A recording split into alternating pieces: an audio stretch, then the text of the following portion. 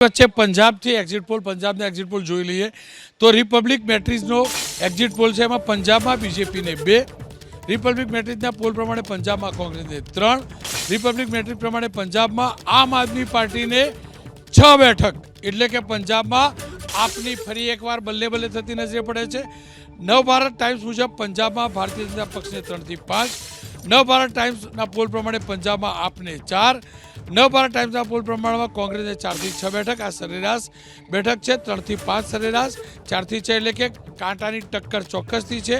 જી ન્યૂઝનો જે સર્વે છે પંજાબને લઈને ત્યાં બીજેપીને 2 બેઠક, જી ન્યૂઝના સર્વે પ્રમાણે પંજાબમાં કોંગ્રેસને 3 બેઠક, જી ન્યૂઝના સર્વે પ્રમાણે પંજાબમાં આપને 3 થી 4 બેઠકનું અનુમાન।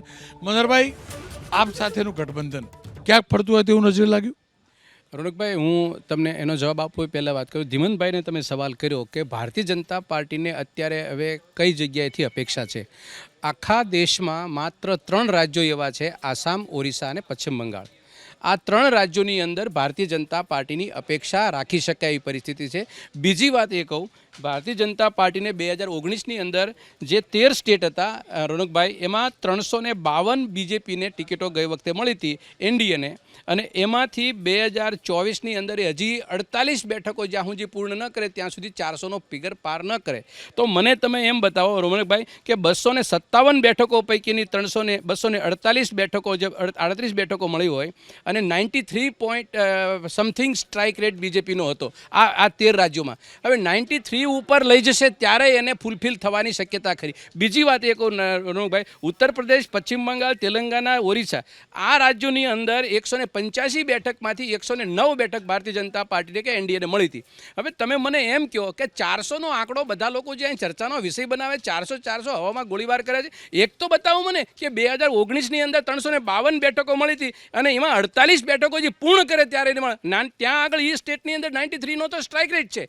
મારું કહેવાનું એ છે કે વાસ્તવિકતાના દર્શન કર્યા વગર 3 દિવસ સુધી આપણે ખુશ મજાજ રહેવી હોય તો 400 બોલવાનું બધું છૂટી છે, પણ પરિસ્થિતિ એ છે રોનકભાઈ, તમે હસો જ છો મને ખબર છે, કારણ કે તમને ખબર છે બધું કે આ બધું શું થઈ રહ્યું છે, પણ મારું તો હું એ નથી માનતો, પણ આ 370-75 તો દેખાય મનહરભાઈ। ઓન ધ રેકોર્ડ મૂકું છું કે 352 હતી બેઠક, 352ની અંદર 400 પાર થવું હોય તો 48 બેઠકો, તો આ સ્ટેટની અંદર 48 બેઠકો ક્યાંથી લાવશે? ને બીજી વાત, તમે 8 સ્ટેટ તો એવા છે વ્હાઇટ વોશ જ છે, તો ત્યાં આગળ તમે કંઈ ને કંઈ ગુમાવવાના છો। એટલે 400 પારની વાત તો નથી, પણ 295 બેઠકો ભારતીય જનતા પાર્ટીની સામે ગુમાવવાનો વખત આવે એવી પરિસ્થિતિ છે।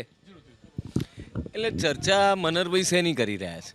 ભાજપ જીતશે, હારશે, પોતે જીતશે, હારશે, કે અમે 400 પહોંચીશું કે નહીં? એટલે આ નેરેટિવની જે દરિદ્રતા છે, હમણાં કહેતા હતા કે અમે નેરેટિવ સેટ કર્યું, અમે આખી ચૂંટણીને ડ્રાઈવ કરી, આ નેરેટિવ તો મોદી સાહેબે સંસદમાં કીધું કે અમે 400 પાર કરીશું, આજે આ દેખાય છે કે મનહરભાઈ જેવા કોંગ્રેસના વરિષ્ઠ પ્રવક્તા, લોકસભા લડી ચૂકેલા વ્યક્તિ એ અત્યારે એ જ ચર્ચા કરી રહ્યા છે કે તમે 400 પાર નહીં પહોંચો।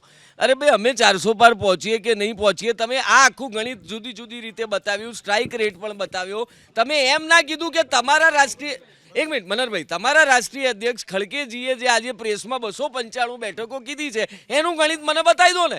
બીજી વાત કર્યા વગર તમારું ગણિત અમને બતાવો, અમારું ગણિત તો અમારું પાકું જ છે।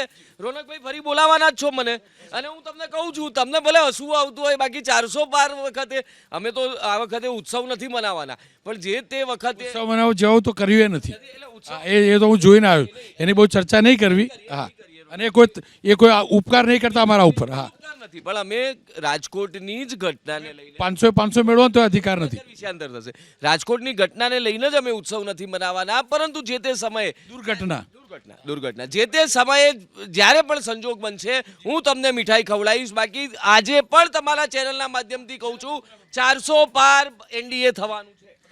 રોનકભાઈ, મારી વાત એમની વાત જવાબ જો પહેલાં તો સમજી લો કે આ બંને વાત કરે છે, એટલે એમને વાત કરી રિપીટ કરતો નથી, હું એ જ વાત કહેવા જતો હતો જે ઋત્વિજભાઈએ કીધી છે અને બરાબર છે।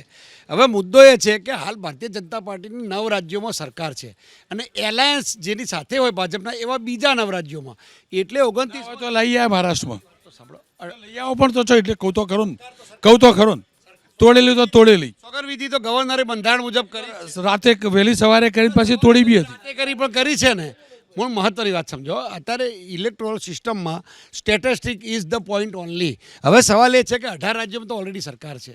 એ જો 400ની જ વાત કરતા હોય તો સચિન તેંડુલકર મને 200 ડબલ સેન્ચુરી ના મારા મને 10 ઓછા પડ્યા, એનાથી આપણે શું પારકા ઘેર ભગતસિંહથી શું પણ એમ રાજી કઈ મારી મને વાત તો સમજાવો. મારી વાત આટલી છે એમ